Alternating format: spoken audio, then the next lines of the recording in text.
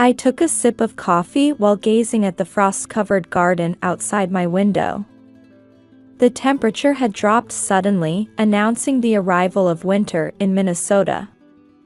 In our garden, situated in Eden Prairie's upscale neighborhood, autumn leaves still lingered. The frost on the fallen leaves sparkled in the morning sun. Another Thanksgiving season had arrived. My career as a senior accountant at a major accounting firm was going well. My marriage to David was stable, and I had no complaints about living in this town.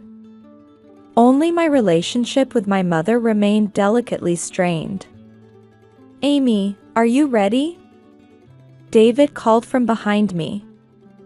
When I turned around, my husband was already dressed in his suit and holding his travel suitcase.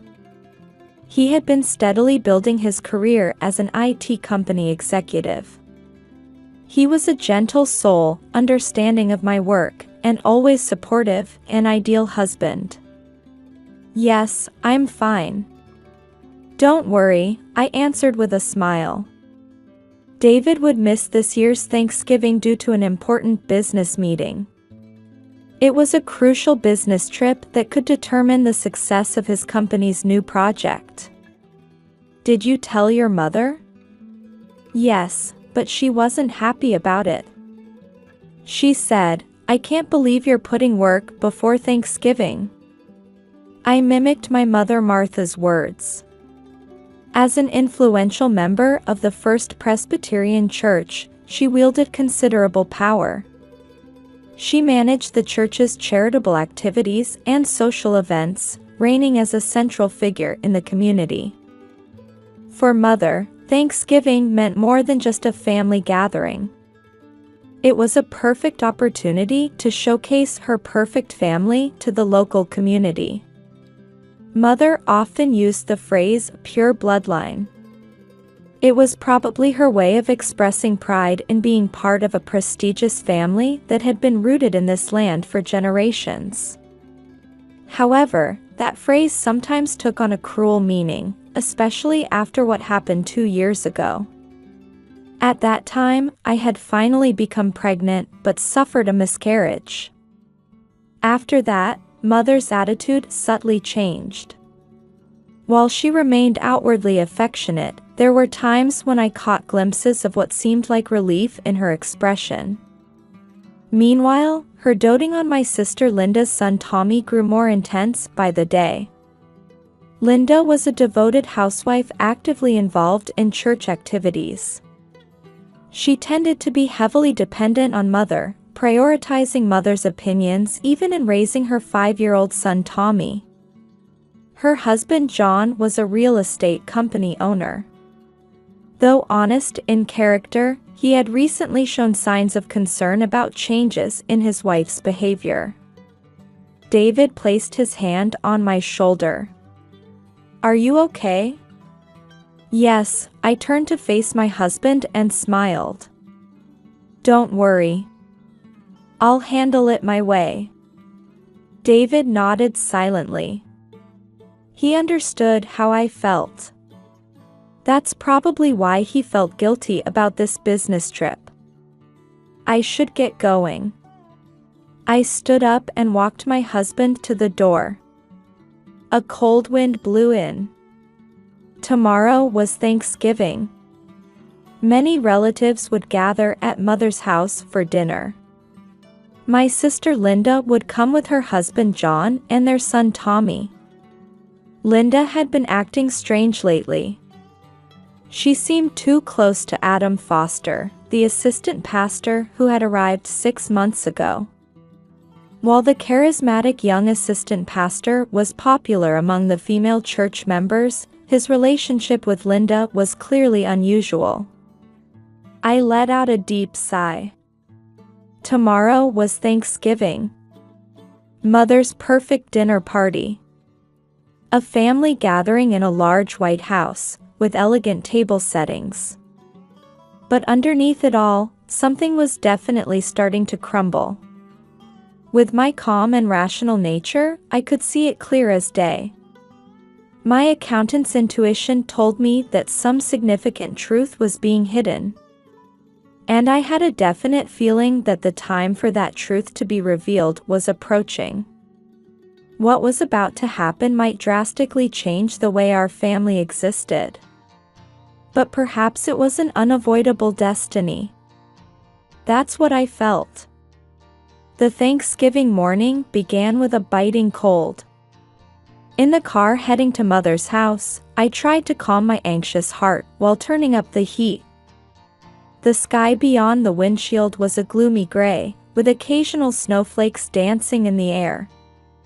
Mother's house stood in one of Eden Prairie's most prestigious neighborhoods. The large white house, passed down through generations, could rightfully be called one of the town's landmarks. Several cars were already parked in the circular driveway at the entrance. Relatives were starting to gather. As I opened the front door, Mother's voice rang out. Martha had already made perfect preparations. A navy blue dress with a pearl necklace. Her graying hair was meticulously styled, and her makeup was carefully applied. Is David really not coming? The question came as if she had been waiting to ask it. There was a slight tone of reproach in Mother's voice. No, I explained that he has an important business meeting. Well, I suppose it can't be helped.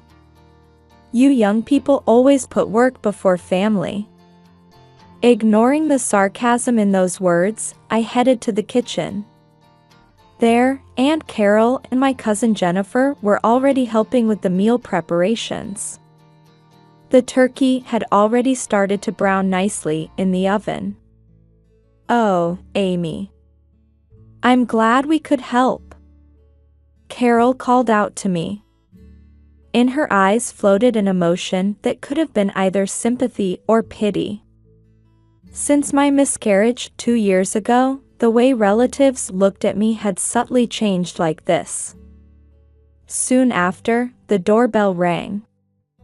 The arrival of Linda's family. Tommy. Come to Grandma.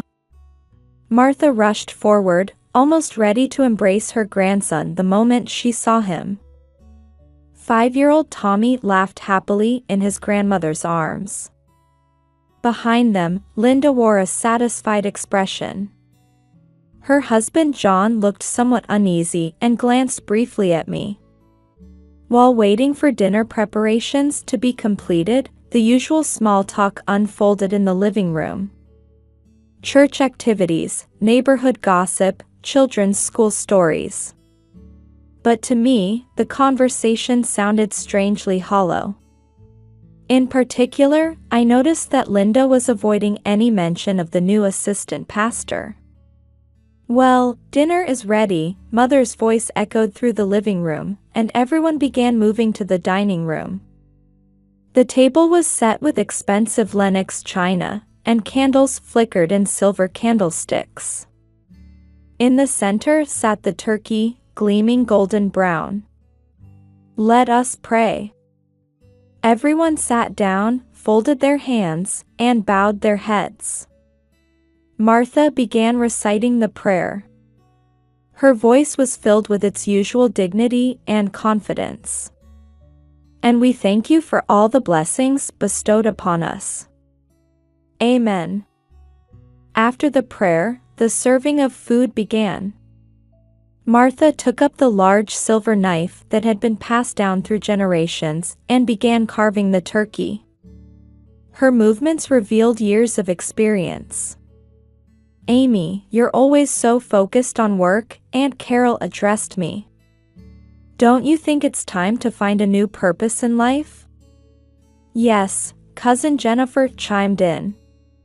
God sometimes gives us trials for a reason. The meaning behind those words was clear. They were referring to my miscarriage 2 years ago. I silently lowered my eyes to the food on my plate. Well, but, Martha suddenly spoke up.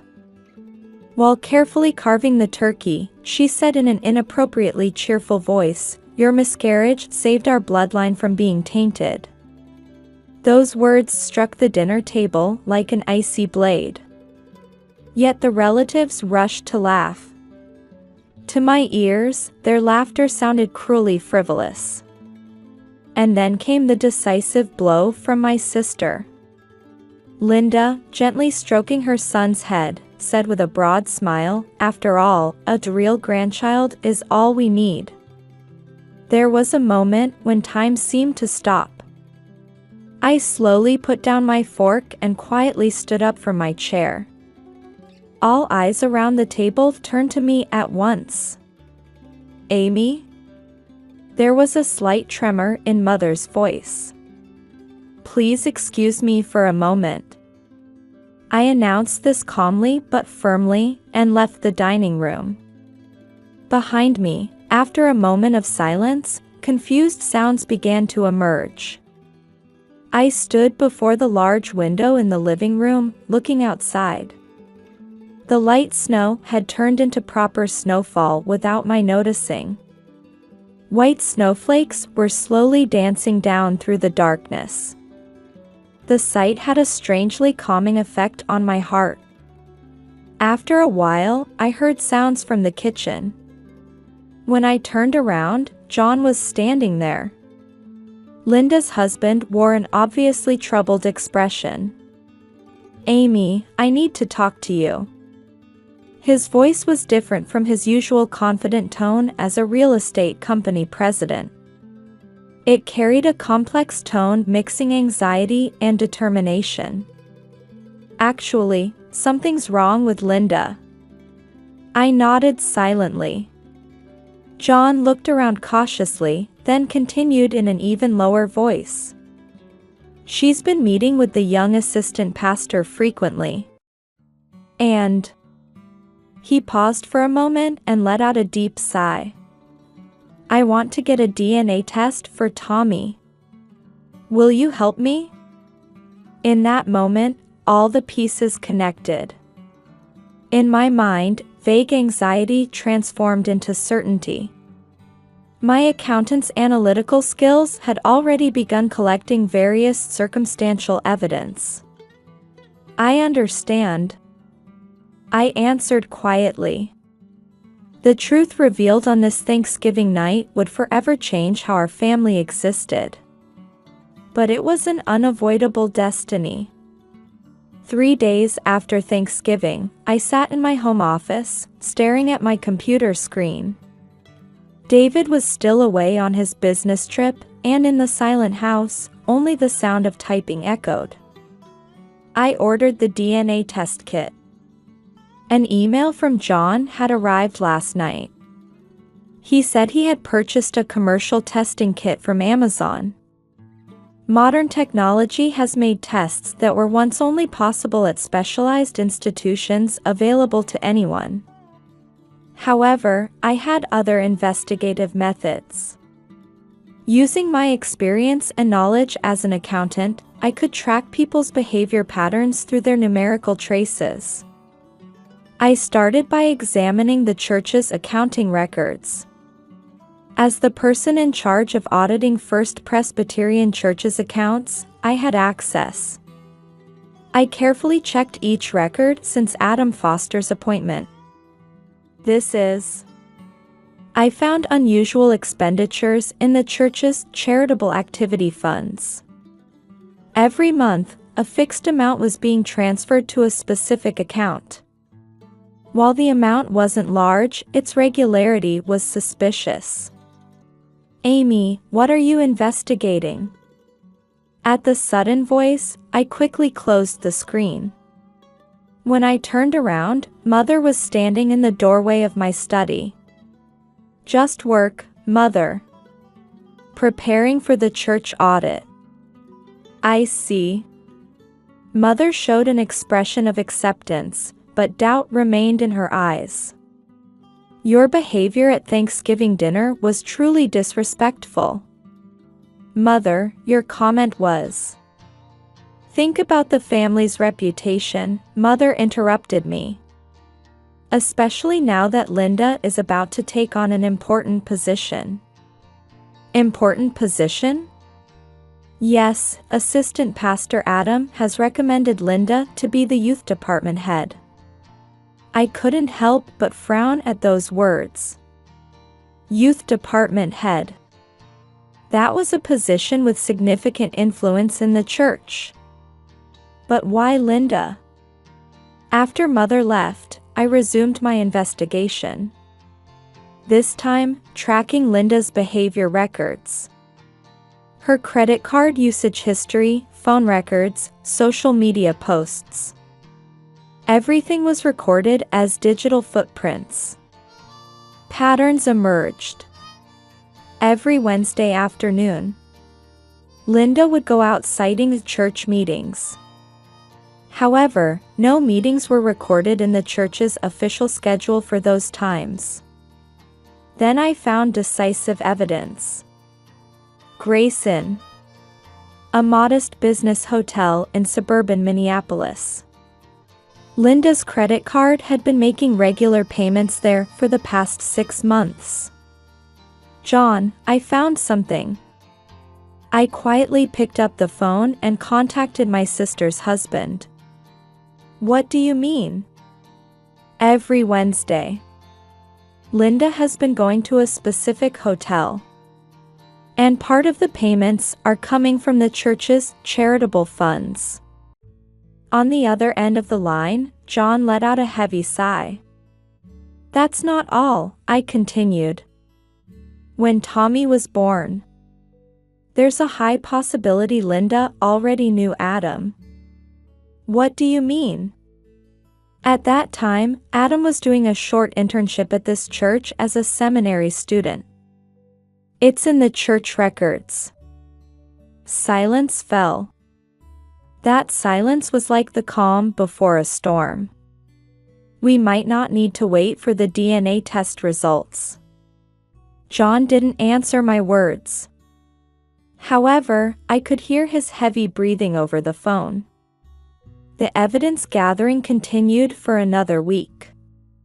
Using my expertise as an accountant, I discovered one piece of evidence after another supporting Adam and Linda's relationship. Hotel reservation records, restaurant receipts, and most decisively, records of anonymous transfers between them. The flow of funds disguised as church charitable activities. While it was cleverly concealed, it was obvious to a professional's eye. Adam had been using church funds to maintain his relationship with Linda. However, this investigation had an unexpected side effect. While examining the church's accounting records, I also discovered Mother's misconduct. Martha Anderson had been misappropriating church funds for personal use for years. While the amounts were trivial, the fact was serious. With this, I let out a deep sigh. This evidence would be a powerful weapon to keep Mother in check. But whether to use it or not, my heart wavered. The turning point came in an unexpected form. One afternoon, Linda suddenly visited my house. Amy, you're investigating me, aren't you? My sister's voice mixed anger and fear. What are you talking about? Adam told me. Someone's been examining the church's accounting records. I silently stared at my sister. Linda's eyes wavered with anxiety and panic. Please, keep quiet, her voice suddenly turned pleading. If this comes to light, Mother will, the church will. Tell me honestly, I said quietly but firmly. Tell me everything. And Linda began to talk. Meeting Adam 5 years ago when he was a seminary student. Their secret romance. And Tommy's birth. Does Mother know? Linda covered her face with both hands. Yes. But Mother covered everything up. For the family's reputation. At that moment, my cell phone rang. The screen showed a call from the hospital. Hello? Ms. Anderson? Your mother has been rushed to emergency. We suspect a stroke. After hanging up the phone, I turned back to Linda. My sister's face had turned pale. When we arrived at the hospital, Mother had already been taken to intensive care. Waiting there were church officials. And Adam Foster was among them. According to the doctor, Mother had suddenly collapsed at church. The cause was shock from receiving an anonymous letter of accusation at the church. That letter detailed Mother's misappropriation and Adam and Linda's relationship. Who? Linda said in a trembling voice. I silently looked out the window. Under the cloudy sky, snow had begun to fall quietly, as if trying to gently wrap all the events that were about to unfold in a white blanket. In the waiting room of Fairview Southdale Hospital. Outside the window, snow continued to fall in the deep darkness. From the intensive care unit, the regular sound of machines occasionally leaked through. Her condition is stable. While receiving the doctor's explanation, I tried to maintain my composure. Mother's stroke was fortunately caught early. However, the possibility of aftereffects couldn't be ruled out. Let's have a family meeting, Linda said in a trembling voice. In the waiting room were Linda, John, David who had rushed back, and me. Adam had already left, urged by church officials. Before that, John opened his mouth heavily. The DNA test results are in. I held my breath. The color drained from Linda's face.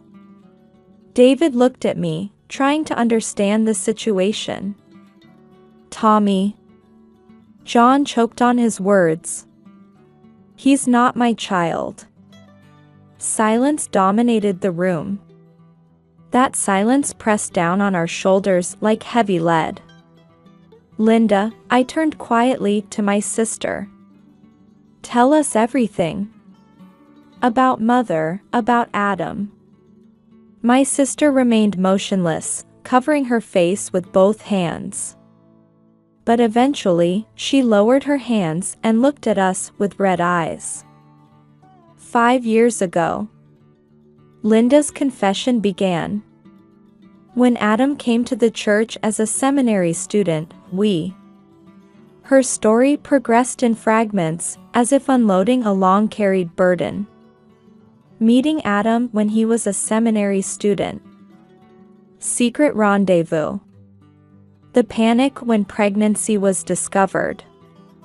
And Mother's decision to rush Linda's marriage to John. Mother knew everything? David couldn't help but interject. Yes. Linda nodded slightly. Mother covered everything up to protect the family's reputation. She even paid Adam hush money.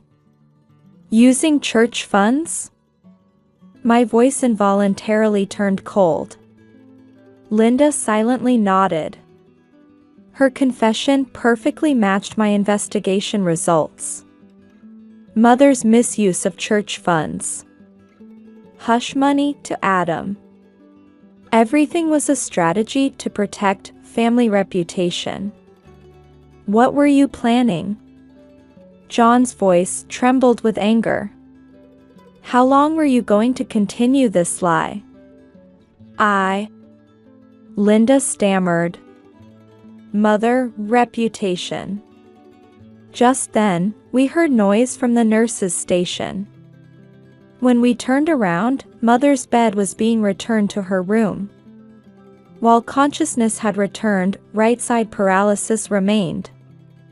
You can visit now, the nurse announced. But please don't excite her. We visited Mother's hospital room one by one.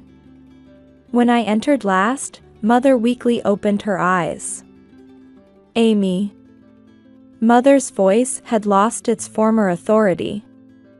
In my bag. I picked up Mother's handbag. Inside were the church's bankbook and a notebook recording transactions with Adam. Burn everything. I can't, I answered quietly but firmly. Let's put an end to all the secrets. That evening, the church's board of elders was urgently convened. Adam Foster's inappropriate relationship and suspicions of church fund misappropriation were officially addressed as agenda items. The results were as expected. Adam was immediately dismissed. Mother's position in the church was effectively stripped. Linda was essentially banished from the church community. The news spread surprisingly fast. Local papers covered this incident extensively as a church scandal. Scandal rocks prestigious church, the truth behind the elder family, headlines after headlines sliced through our lives. A week later, we had a family discussion about Mother's care. A nursing home would be most appropriate, suggested the medical social worker. Linda strongly objected. You're planning to abandon Mother? Even now? Face reality, I answered calmly. Mother needs professional care. And I paused for a moment. This decision is for all of us. Eventually, it was decided that Mother would enter a luxury nursing home in suburban Minneapolis. The monthly costs, along with the church reimbursement, would be split between Linda and me. Amy, Mother stopped me on discharge day. Her right side paralysis hadn't fully recovered yet. You might have been right. I couldn't answer those words. I just held her thin hand tightly. But Mother continued. Try to understand my feelings about protecting the family's reputation. I do understand, I answered quietly. But reputation built on lies will eventually crumble. Tears glistened in Mother's eyes. Perhaps that was the most honest display of emotion she had ever shown. That night, I had dinner alone with David for the first time in a while. You did well, my husband held my hand. What now? Outside the window, snow continued to fall quietly. The accumulated snow seemed to cover all traces of the past. But surely, beneath it, new shoots were beginning to breathe. I'm thinking of looking for a new house, I smiled. Starting our new life somewhere a little away from this town. David nodded silently. His eyes overflowed with understanding and love. Yes, this isn't the end. It's a new beginning. Truth sometimes demands a cruel price. But without paying that price, true happiness cannot be obtained. That's what I believe. A year has passed since then. David and I had settled into a new home in a developing residential area in western Minnesota. 2 hours by car from Eden Prairie. I think it's just the right distance. In the kitchen of our new home, I was preparing to roast a turkey. Outside the window, gentle snow was falling. There wasn't the bitter cold of last year. Need help? David called from behind. His arms gently wrapped around my shoulders. Thanks, but I'm fine. I turned around with a smile.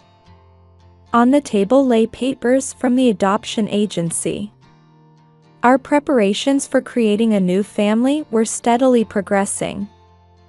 It feels nostalgic, I said, gazing into the distance. This time last year. Since last Thanksgiving, our lives had changed dramatically. As if a storm had washed everything away. Mother spends her quiet days in a luxury nursing home in suburban Minneapolis. Having lost her former dignity and social influence, she seems to be facing herself for the first time. During my recent visit, Mother spoke to me with an unusually candid expression. "Amy, I might have been wrong. The right side paralysis was gradually improving thanks to rehabilitation. However, the wounds in her heart hadn't healed yet. I was so concerned about appearances. I lost sight of what was truly important." Mother's eyes showed a hint of regret I had never seen before. From the nursing home window, you could see the well-maintained garden. The sight of nurses pushing wheelchairs there somehow symbolized Mother's new life. Linda's fall was more dramatic. The divorce was finalized, and John gained custody. She can only see Tommy once a month, and even then, under supervision. Her banishment from the church community stripped her of all social foundations. Sis. Last week, Linda suddenly visited our new home. I was speechless at the sight of my emaciated sister. "I need to borrow money." Her relationship with Adam had already ended too. After being expelled from the church, he had moved to another state. He wasn't paying any child support. "I'm sorry," I answered quietly but firmly. "I won't clean up your messes anymore." Linda left in tears. Her retreating figure didn't even retain a shadow of my once beautiful sister. Meanwhile, John had begun walking a new path. Having gained custody of Tommy, he was pouring all his energy into his son's education.